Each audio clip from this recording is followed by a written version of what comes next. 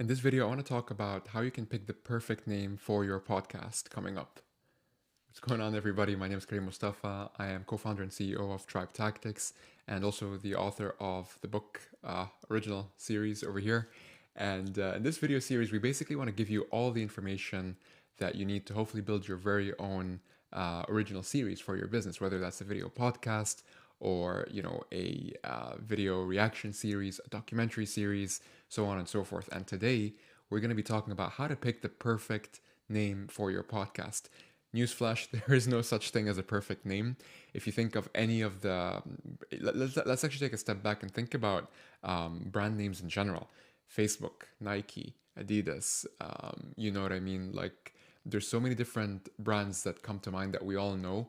And when you hear some of the brand names that I've just mentioned, you instantly probably feel some form of emotion or some form of, recognition right away, right?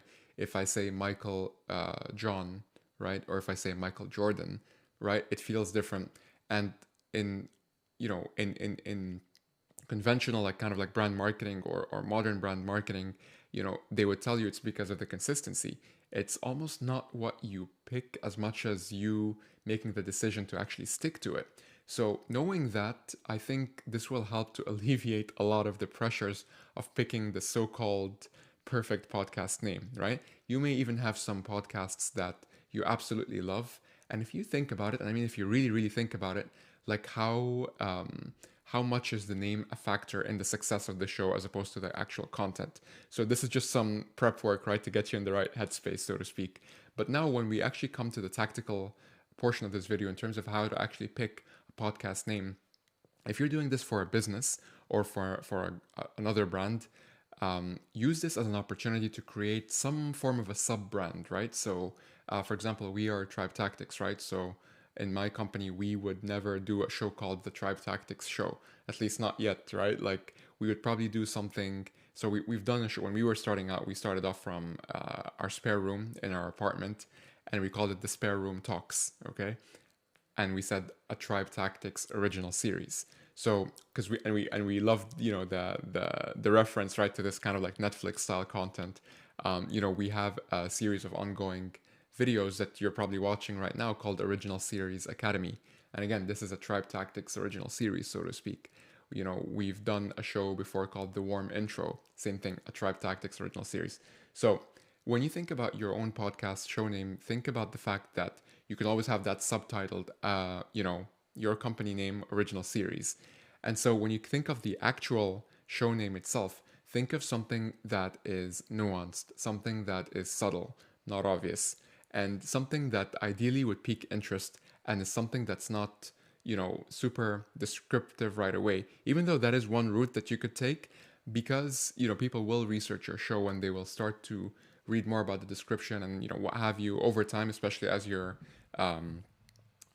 are putting out episodes and repurposing each episode into tons of snippets. Like, people will get to know your show if you do everything right.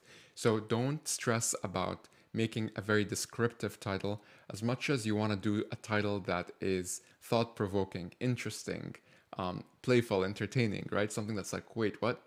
And again, like, just to use the Spare Room Talks, like, not saying this is the best example in the world, but in our case, at least our hope was that, people will be like, wait, what? They're doing a show in their spare room? Maybe I could relate to that. Or you know what? Maybe this will be interesting, or at least want to know what they're talking about in their spare room, right?